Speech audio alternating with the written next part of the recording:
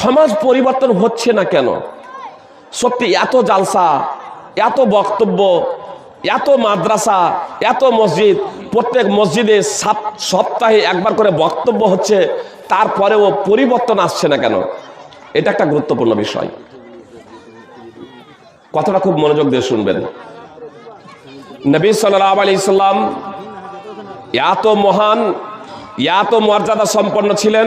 উরওয়া বিন মাসউদ হুদাইবিয়ার সন্ধি ৬ষ্ঠ হিজরিতে যে হুদাইবিয়ার সন্ধি হয়েছিল, সেই সময় উরওয়া বিন মাসউদ তিনি মুসলমান হননি। মুশরিকদের পক্ষ থেকে এসেছিলেন মুহাম্মদ সাল্লাল্লাহু আলাইহি সাল্লামের সাথে কথা বলতে হুদাইবিয়াতে। তিনি এসে দেখছেন যে মুহাম্মদ সাল্লাল্লাহু আলাইহি সাল্লামের সঙ্গী সাথীরা, সাহাবীরা যেভাবে মুহাম্মদ সাল্লাল্লাহু আলাইহি সাল্লামের প্রতি মর্যাদা জ্ঞাপন করে চলেছেন, সম্মান প্রদর্শন করে চলেছেন, রাজা বাদশারও ততটা সম্মান করা হয় না, রাজা বাদশারও ততটা মর্যাদা দেওয়া হয় না যতটা মুহাম্মদ সাল্লাল্লাহু আলাইহি সাল্লামের মর্যাদা দিচ্ছেন সাহাবায়ে কেরাম।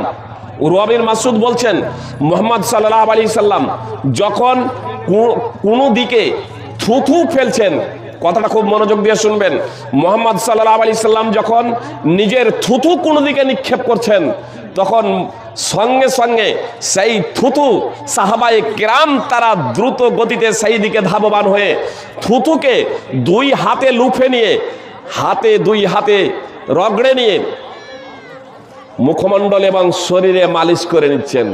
যে থুথু, আজকে বিভিন্ন ধরনের উন্নত মানের ক্রিম ব্যবহার হয়েছে না, ক্রিম বের হয়েছে না, রাসূলুল্লাহ সাল্লাল্লাহু আলাইহি সাল্লামের থুথু উন্নত মানের ক্রিম হিসেবে ব্যবহার করতেন সাহাবায়ে কেরাম। উরওয়া বিন মাসউদ তিনি বলছেন, এটা গাজাখড়ি কোনো গল্প না, সহিহ বুখারীতে আছে এই ঘটনা। রাসূলুল্লাহ সাল্লাল্লাহু আলাইহি সাল্লাম থুথু ফেলছেন কোন দিকে, আর সঙ্গে সঙ্গে সেই দিকে ধাবমান হয়ে কোন সাহাবী আপনার দুই হাতে লুফে নিয়ে আপনার দুই হাতে রগড়ে আবার মুখমণ্ডল এবং শরীরে মেখে নিচ্ছেন। তো নবী সাল্লাল্লাহু আলাইহি সাল্লামকে কত ভালোবাসতেন সাহাবায়ে কেরাম। সেই নবী সাল্লাল্লাহু আলাইহি সাল্লাম যখন সাহাবাদের বলছেন, হুদাইবিয়ার সন্ধি লিখিত হয়ে গেল যে আর সেই বছর উমরা করা যাবে না, হুদাইবিয়ার সন্ধি লিখিত হয়ে গেল, পত্র লেখা কমপ্লিট হয়ে গেছে। মুহাম্মদ সাল্লাল্লাহু আলাইহি সাল্লাম সাহাবায়ে কেরামদের বলছেন, তোমরা উট জবাই করে উঠো, উট জবাই করো, আর উট জবাই করে নিজেদের মাথা ন্যাড়া করে নাও। একবার নয়, দুইবার নয়, তিনবার বলছেন, একজন সাহাবীও দাঁড়াচ্ছেন না। জি, রাসূলুল্লাহ সাল্লাল্লাহু আলাইহি সাল্লাম থুথু ফেললে ও সেই থুথু লুপে নিয়ে, সেই থুথু লুপে নেওয়ার জন্য হুড়োহুড়ি পড়ে যায়, সেই থুথুকে নেওয়ার জন্য হুড়োহুড়ি শুরু হয়ে যায়। মুহাম্মদ সাল্লাল্লাহু আলাইহি সাল্লামের ইশারাতে যেখানে প্রত্যেক সাহাবী কাজ করেন, প্রত্যেক সাহাবী যেখানে তৎপর ছিলেন মুহাম্মদ সাল্লাল্লাহু আলাইহি সাল্লামের কথা বাস্তবায়নের জন্য, সেখানে রাসূলুল্লাহ সাল্লাল্লাহু আলাইহি সাল্লাম নির্দেশ দিচ্ছেন যে তোমরা নিজেদের উট জবাই করে তোমরা মাথা ন্যাড়া করে নাও। একজন সাহাবীও দাঁড়াচ্ছেন না। উম্মে সালমা রাদিয়াল্লাহু তাআলা আনহা বলছেন, আল্লাহ রাসূল, আপনি কি তা পছন্দ করেন? আপনি কারোর সাথে কোনো কথা না বলে আপনি আগে নিজের উটটা নিজে জবাই করুন, নাপিত ডাকুন দিয়া মাথা ন্যাড়া হয়ে যান। মুহাম্মদ সাল্লাল্লাহু আলাইহি সাল্লাম কারোর সাথে কোনো কথা বললেন না, বের হলেন। আর বের হওয়ার পরে মুহাম্মদ সাল্লাল্লাহু আলাইহি সাল্লাম নিজের উট নিজে জবাই করলেন, অতঃপর নাপিত ডেকে নিজের মাথা ন্যাড়া হয়ে গেলেন। যখন মুহাম্মদ সাল্লাল্লাহু আলাইহি সাল্লাম উট জবাই করে নিজের মাথা ন্যাড়া হয়ে গেলেন, ন্যাড়া করে নিলেন, তখন সাহাবায়ে কেরাম এবার সবাই যাদের উট ছিল সবাই জবাই করে সবাই একে অপরের মাথা ন্যাড়া করতে শুরু করে দিলেন। সহিহ বুখারী হাদিস নম্বর 2732।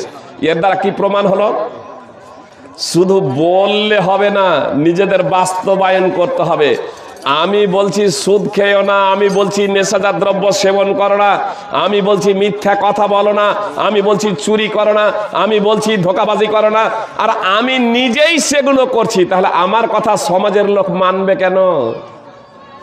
এজন্য সর্বপ্রথম আমাদের আলেমদের আইডিয়াল হতে হবে, মুহাম্মদ সাল্লাল্লাহু আলাইহি সাল্লামের আদর্শে আদর্শিত হতে হবে।